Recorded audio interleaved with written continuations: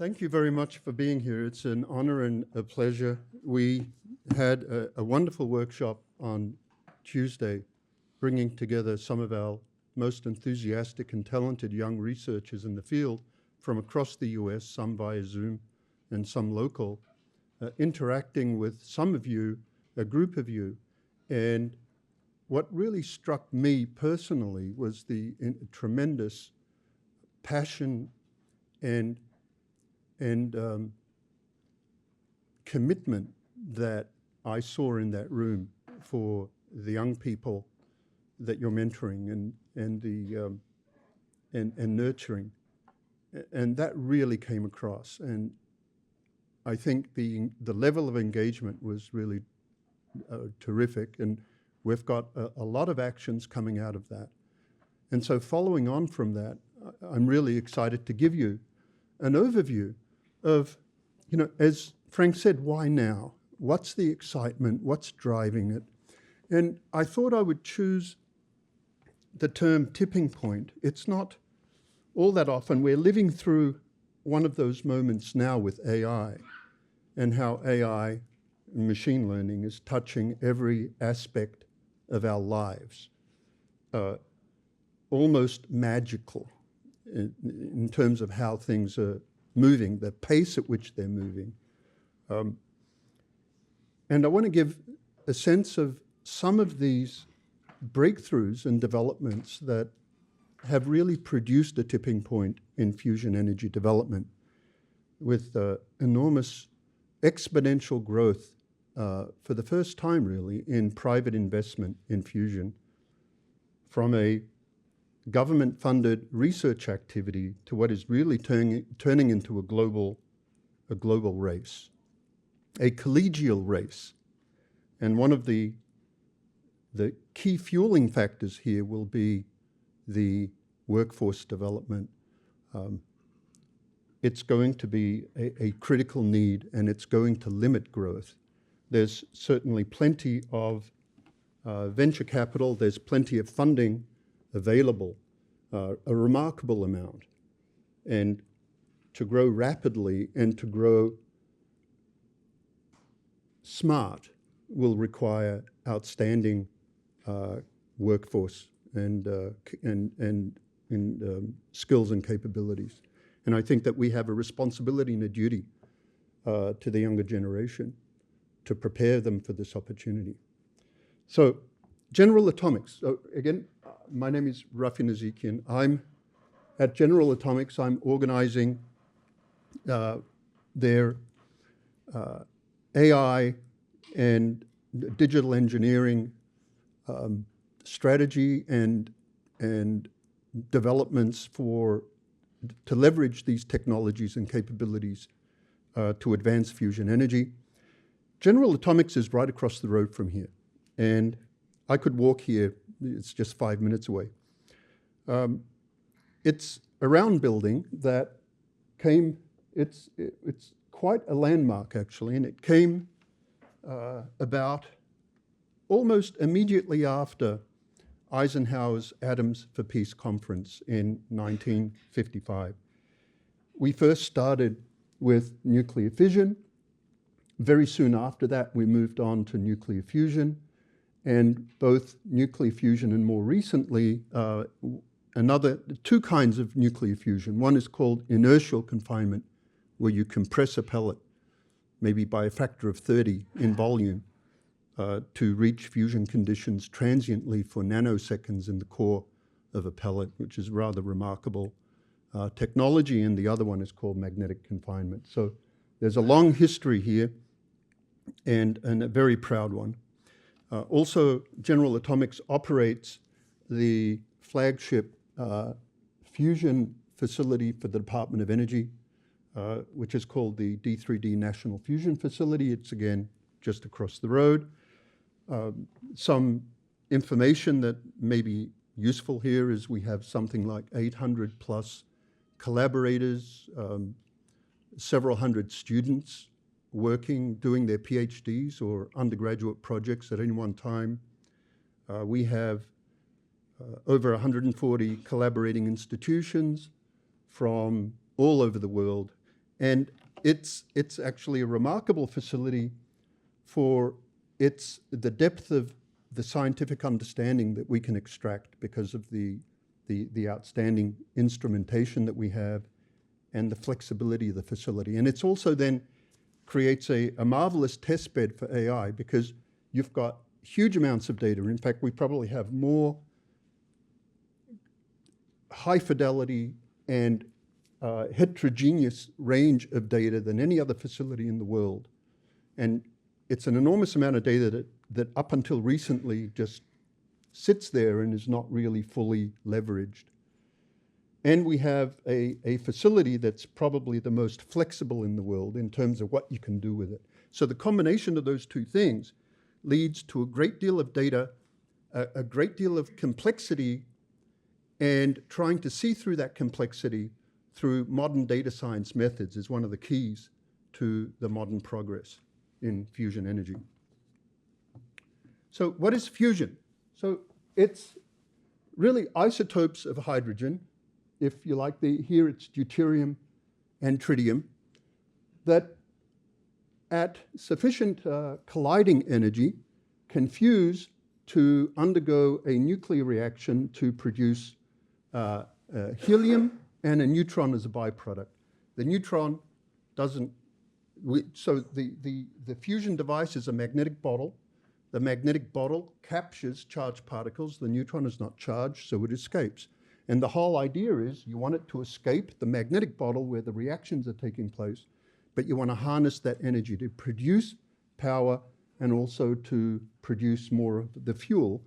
The challenge, one of the challenges is to have a decent reaction rate, you need to get temperatures in the order of 100 million degrees. And it turns out that that is not the biggest challenge. We can do that. The biggest challenge is to do that efficiently and to be able to get high enough pressures to overcome the losses to produce net energy.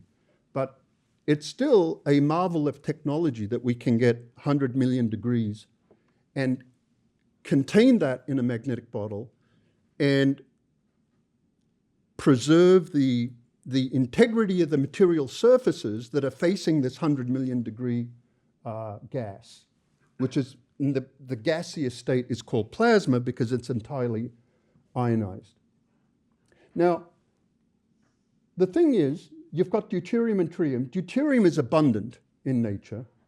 Tritium is not.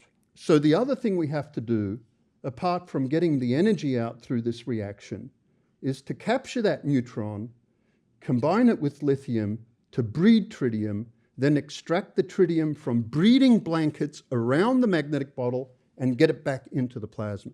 So it's a kind of a two-step process that will allow the continuation of this reaction. Now, to give you a sense of the amount of energy we're talking about, so a gram of deuterium tritium fuel, if it's fully burned up, has the equivalent energy of about 2,400 gallons of oil. A cubic meter of seawater has about 30 grams of deuterium. Essentially, it's inexhaustible. As long as we can get a positive breeding ratio out of the breeder blankets to produce the tritium, the deuterium fuel is inexhaustible, just essentially inexhaustible. So it's a remarkable technology, and part of the persistence in investing in fusion is this remarkable opportunity in terms of what we can achieve if we can harness it. And it's what has been the motive force behind decades of research is this promise of fusion. However, there are challenges. And this is not an exhaustive list, but I want to touch upon some of these challenges to give you a sense of where the tipping points are coming in that's driving the international investment and the race for global leadership in fusion. So one of the keys is, as I touched upon, is attaining net energy gain.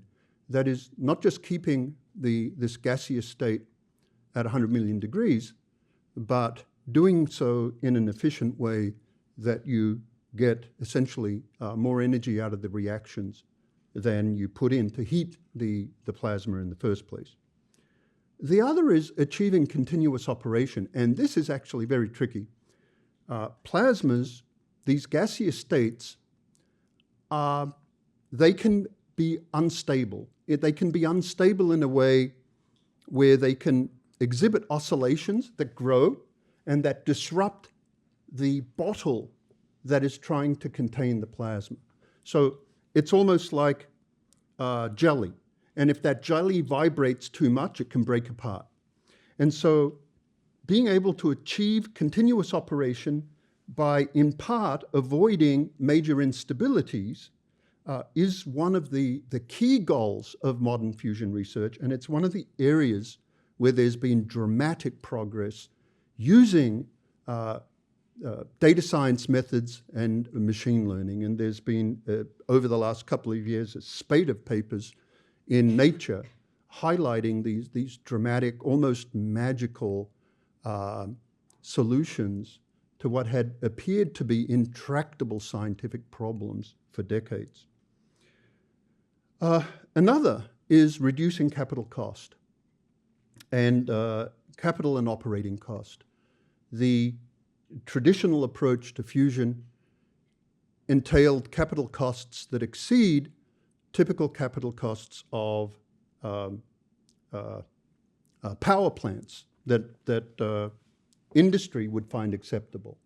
And another breakthrough that has occurred in technology is the potential of those breakthroughs to dramatically reduce capital costs. And that's another catalyst for this tipping point. And then the last one that I will highlight, and it's not one that is often highlighted, but I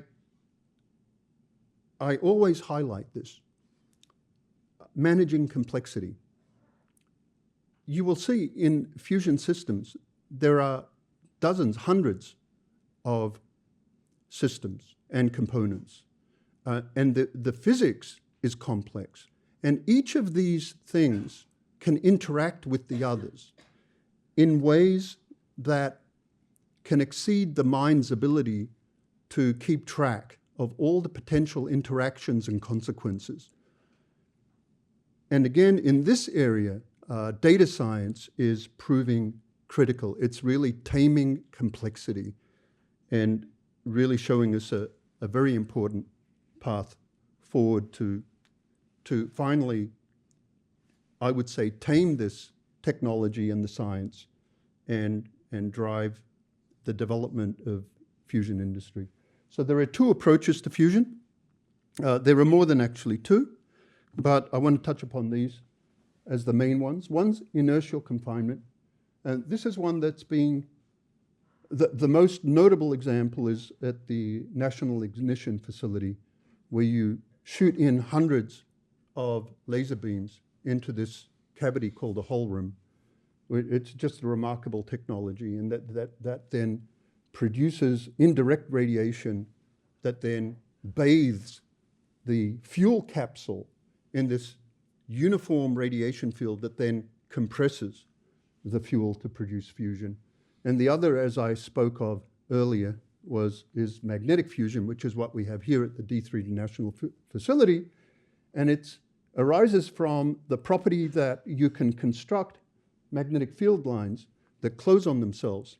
And charged particles like to stick to magnetic field lines, so you can in fact contain the charged particles on the magnetic field lines.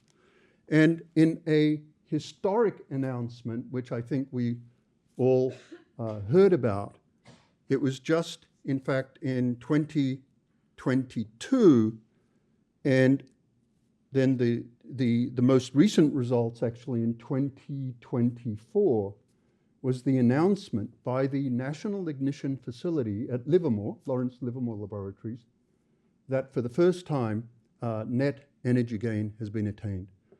And this was really a monumental, I mean, historically, this is a remarkable achievement.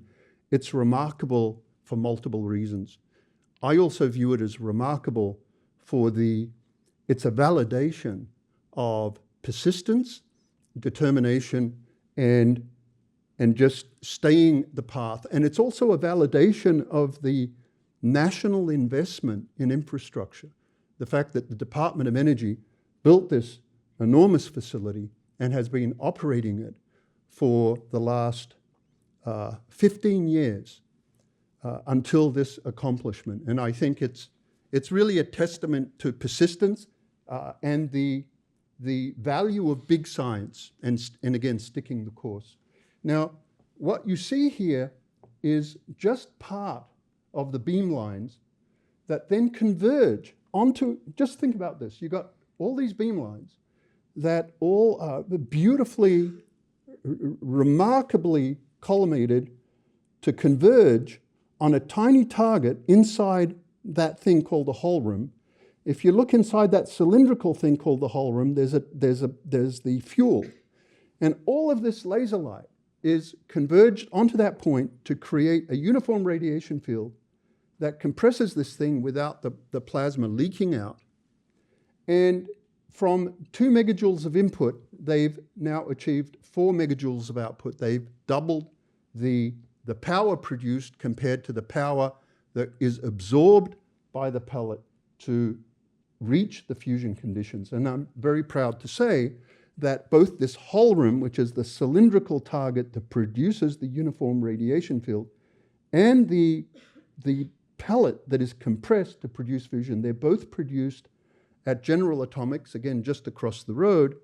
And one of the nice technologies we've developed is the metrology, the very detailed metrology that we need to do to identify the surface imperfections.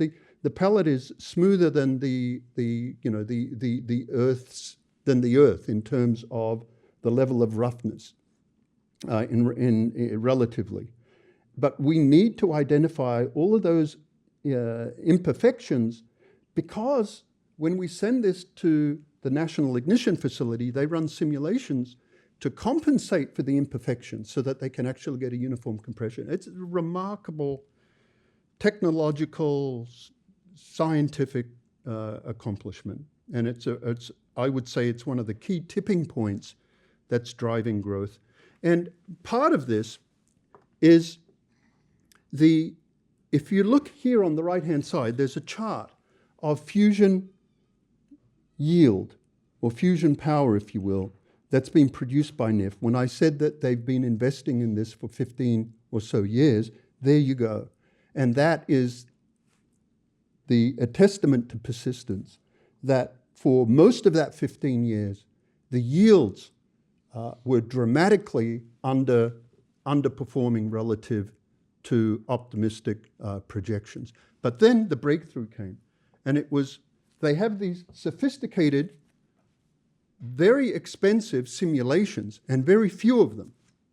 And they figured out how to merge the simulations, these magnetohydrodynamic fluid simulations, with the lower resolution experimental data where they have copious amounts of data. So they have very few simulations, copious amounts of relatively low resolution experimental data, and they were able to combine these using machine learning methods, effectively training a residual on top of the model to guide the design of the experiments. And within a few years, they got this dramatic result. So it's really another example of the almost magical impact that machine learning can have on these complex multidimensional systems where you're trying to figure out how to navigate in this space, and it magically finds some embedded low-dimensional way of dealing with the complexity and delivers simplicity. Now, magnetic fusion. In magnetic fusion, we have yet to achieve what's called break-even, where we get as much energy out as we put in.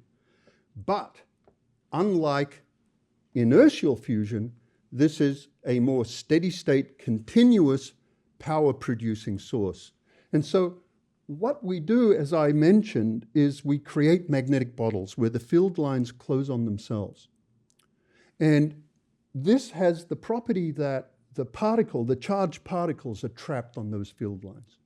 Now, they can escape via other processes, turbulence, transport, whatnot, but they're basically confined in the bottle. And you can see this with solar flares, where you have, in effect, the hot plasma from the surface of the sun follows the magnetic field line. So what you're actually looking at when you look at these solar flares is the structure of the magnetic field. And so, whereas on the surface of the sun, the field line starts and ends on the surface, what we're doing is closing the field lines on themselves so that it doesn't touch any material surface and they can be contained. And here is an example of what you get in a machine that's called a tokamak, which is this magnetic bottle. Here, this is a world record fusion power production on the Jet European Taurus in the United Kingdom. It's a movie of the radiation that's produced when visible light that's produced when you operate this plasma.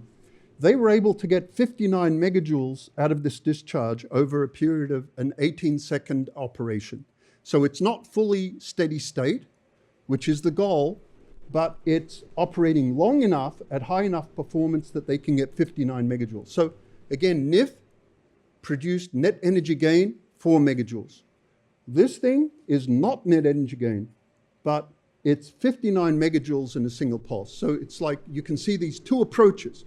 So one is more continuous and steady state, the other one is more pulsed. So, and that again was a very important achievement that was announced just in 2023. So on the path to a magnetic bottle that can operate continuously, there is a very interesting and potentially very complex but beautiful magnetic geometry. It's called a stellarator. What I showed you before was basically a donut. You know, you can go into the donut shop. It's got nice simple symmetry, and you know that's it. But here it's like a twisted up pretzel. It turns out this is still a magnetic bottle, but the beauty of this configuration is it can run steady state much more easily. So the device here is the world-leading stellarator in Germany that has essentially demonstrated something like 1,000 seconds now of continuous operation, only limited by the power supplies or whatever that they have for the experiment itself. But it essentially demonstrated steady state by twisting up the plasma into a pretzel, and it makes these beautiful images. What I want to convey, and just very briefly convey here, is when you introduce the third dimension, it brings along much greater complexity. You now have many more degrees of freedom.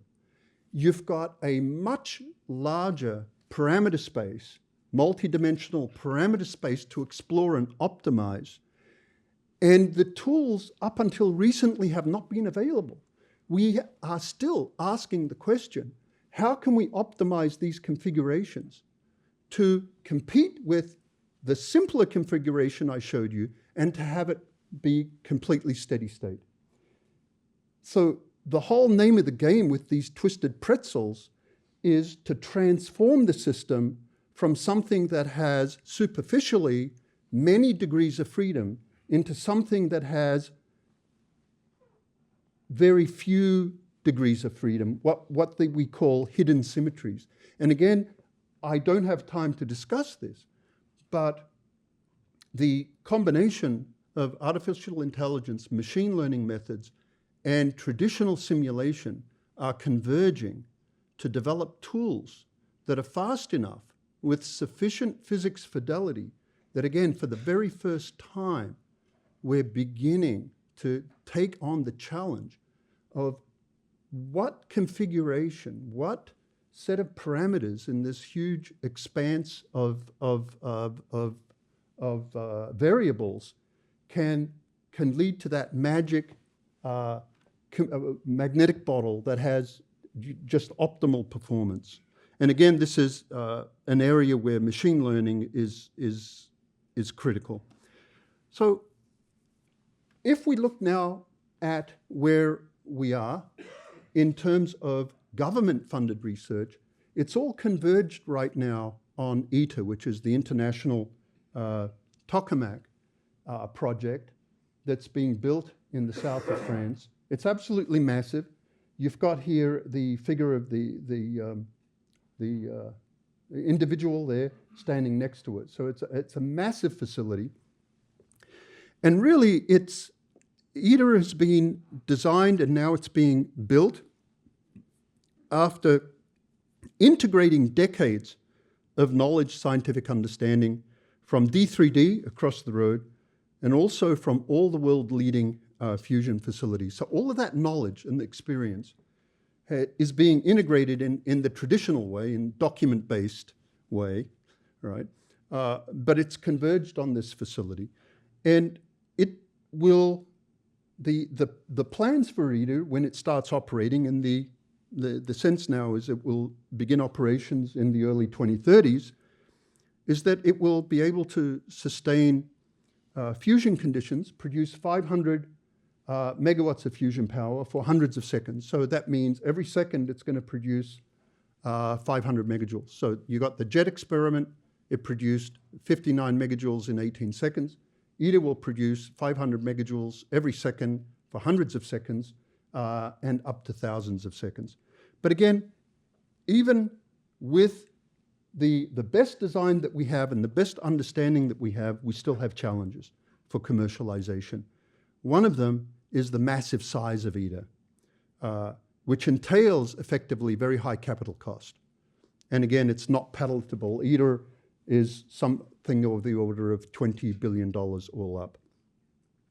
And the other is that there are still persistent instabilities that have resisted, I would say, control, or have yet to be tamed by physicists and operators, which can also affect the operation of ITER. Here is just a sense of how massive ITER is. These are part of the vacuum vessel that's going to hold the plasma, and you can see the engineers walking around down there, and all of this has to be brought together, welded together. Everything's got to be put together just perfectly with millimeter precision, and they're doing a really remarkable job. But again, the massive scale is a limitation. And so another, I would say, tipping point, or contributed to a tipping point where industry has really gone in, is the advent of high temperature superconductors. It turns out the scaling laws that govern fusion, if you can achieve higher magnetic fields, you can dramatically reduce the size of your reactor. That's like a relative scale of ITER on size versus its magnetic field. If you go to high temperature superconductors with higher field, you can get much smaller devices. Now, it may not seem like a huge impact, but the cost roughly goes as the third power of the size, the linear size. And so this is really a huge impact. So in principle, you can reduce the capital cost by 90%. Now, if you can get that $20 billion to $2 billion, you're now talking. Now there's a huge amount of venture capital out there that will and is investing. And here is an example of a high temperature superconducting coil that's being built here in Massachusetts by Commonwealth Fusion Systems. And this is really a beautiful technology that they've been able to harness and develop the magnets for it for realizing a compact demonstration of fusion. And I would say Commonwealth Fusion has already raised several $billion. Notable investors such as Bill Gates and others. And Sam Altman is also investing in other fusion startups because you know what, these data centers need reliable baseload power. And they know very well that nuclear fission in the short term is what they need, but nuclear fusion in the long term is the solution And by the way, I'll say that no one who operates a data center will ever ask for intermittent renewable energy. They just don't ask for it. So we have this beautiful technology that can dramatically reduce capital costs. But still, even today, up until very recently, there are these instabilities that, if they're triggered, can damage the facility. And you can't afford to damage the facility because, first of all, you know, that's an unscheduled cost. If you're operating a power plant, that comes right out of your bottom line. And so what I'm showing here is a beautiful movie of one of those instabilities. And this is from a machine that I worked on in the early 90s called the TFTR tokamak when I was at the Princeton Plasma Physics Laboratory.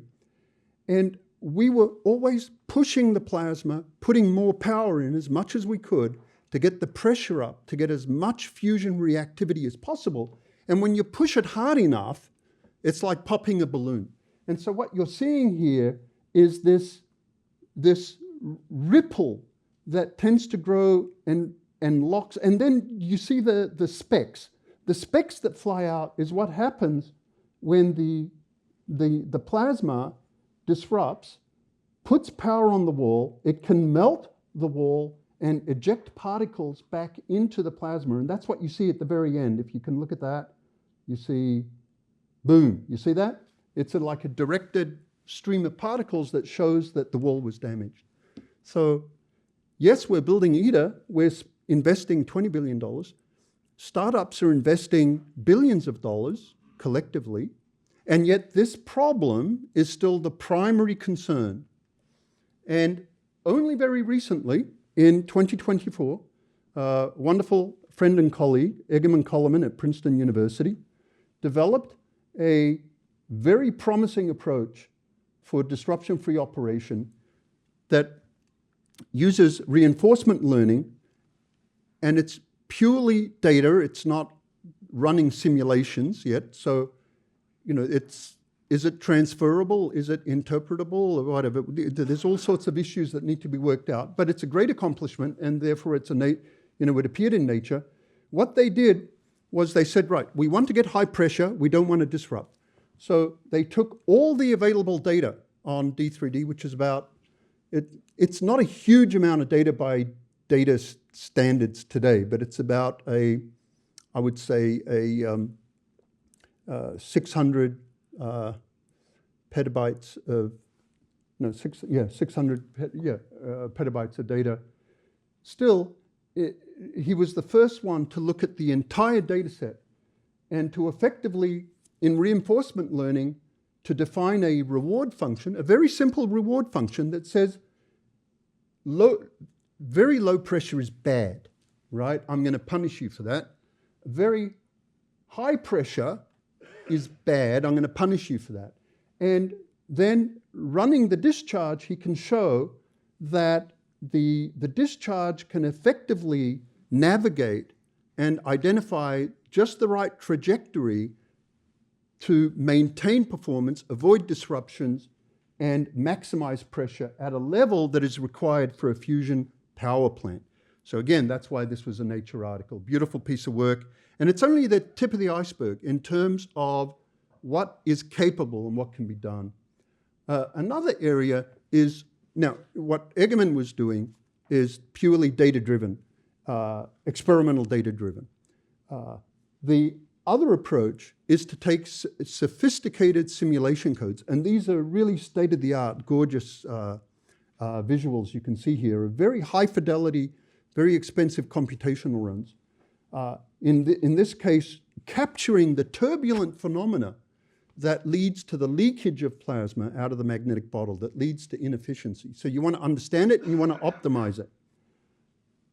Now what we're doing in the field is using these advanced simulations, and again, much like the NIF example, combining it with lower fidelity simulations and data to produce very fast but accurate models, if you will, surrogate models, that can be used to optimize the experiment in terms of designing an experiment, designing a magnetic confinement facility, and in terms of optimizing the trajectory of the discharge for performance and minimizing instabilities. So this is, again, a very rapidly evolving area and very promising results. Finally, I'd like to say that the integration, I said earlier that these AI models, it's not, I've shown you one or two. The reality is we're going to need hundreds of models. And these hundreds of models are going to have to be orchestrated. And we're going to have to essentially look at the interactions between all these physical systems and models to understand and optimize the plasma state, how we run the experiments, how we protect the facility, how we design future facilities, how we design upgrades. And this brings us to digital twin. So it's not just enough to say, oh, I have this lovely model and I can do something useful with it. If you look at the entire plant, you've got hundreds of systems. And the reality is you have to model each of those systems, and you have to be able to capture and understand and optimize the interactions between all these systems. And this is really how we tame complexity. And we're just starting down this road by working with NVIDIA on the D3D facility to combine the physical plant, the as-built, with laser scans and everything, and the machine learning models that calculate, in this case it's a beam, how we heat the plasma, how the plasma responds to the beam, how the plasma interacts with the walls, how we can optimize the plasma and performance and minimize the negative impact on the surroundings, how we can optimize the controllability. All of these things are now possible in a virtual space which is being enabled by these digital engineering approaches, including digital twins, where you effectively transfer risk from the physical to the virtual domain. That is the goal. And if we get this right, I believe that this would be the next tipping point for fusion, because we're still very much in the mode of designing facilities with some vague, but I would say low fidelity understanding of how it operates. And then when we begin operations, it takes years to optimize the operation of the facility, because we just have this, I would say, low fidelity approach to modeling operation and how it feeds back on the design. And by doing this, we can have, again, high fidelity, multi-physics information that's captured in the virtual operation of the facility that we can immediately feed back on the design before you start welding and cutting. And I think that this is going to be a tremendous driver for technological progress, and certainly in the development of fusion energy. So again, I discussed private investment. In 2020, private investment was $500 million total. Today, it's in excess of $7 billion. I just saw an announcement. Helion Energy in California has received another round of funding, nearly $500 million in funding. This is growing exponentially. And, new energy sources, by the way, they tend to have a long exponential growth. This is a $1 trillion industry when it finally matures. And today, there's a shortage of skilled workers and people that can really drive this industry. It's good to grow fast, but you've got to grow fast with talented people. Otherwise, you can grow, into oblivion. And so, really, this coming back, this workforce development. I want to shout out Tokamak Energy, great friends, and also Aaron Washington, wonderful fellow. He attended the workshop on Tuesday, and he was here. He came from the East Coast, and he is so motivated to find ways where industry, not just Tokamak Energy as a private company, but industry in general, how we can work with the industry to create opportunities, create internships, create educational programs. So you've got lots of enthusiasm here. You've got Thea Energy is another one. This is the stellarator concept, the twisted bottles. so there's private industry engagement in all areas, in all of these fusion areas, the kind of twisted magnetic bottles, the standard tokamak that I was referring to.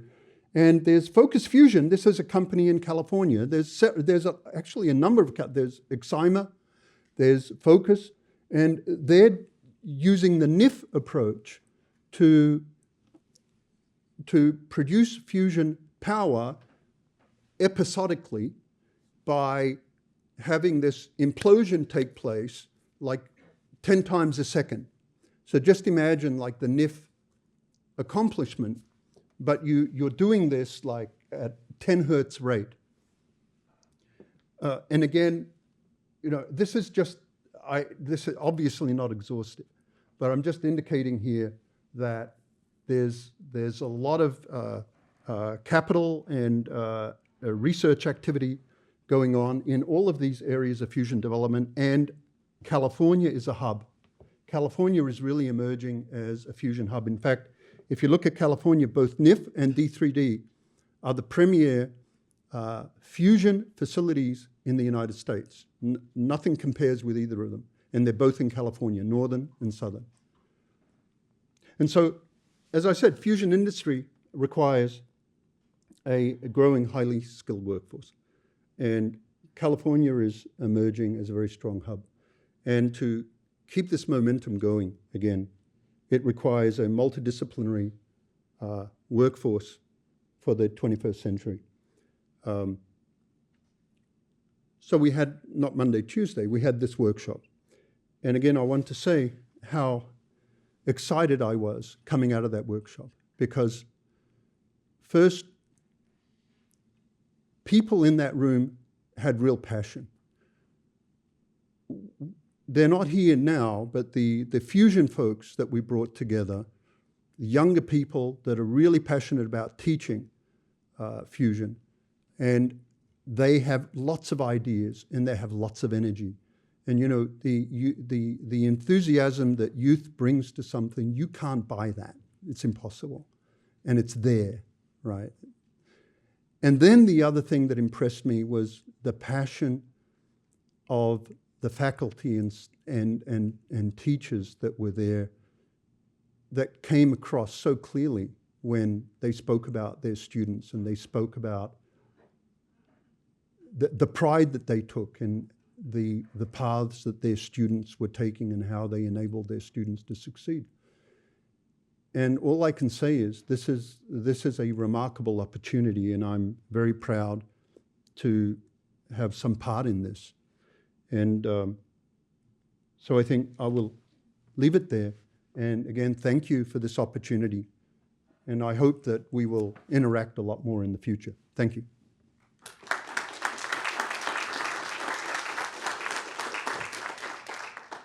Any questions?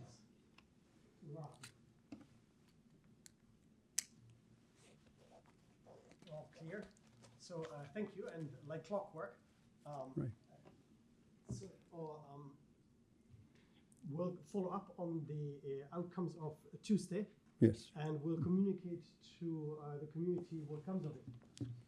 Good. And we'll see where that goes. And as I said, this is the first time we're doing something like this. And we're sort of trying right now brainstorm what should be next year's domain. And I've already received one suggestion that I liked a lot. So if you have suggestion for what the domain could be next year, send me an email. Thank you, Frank. Thanks for the opportunity, everyone.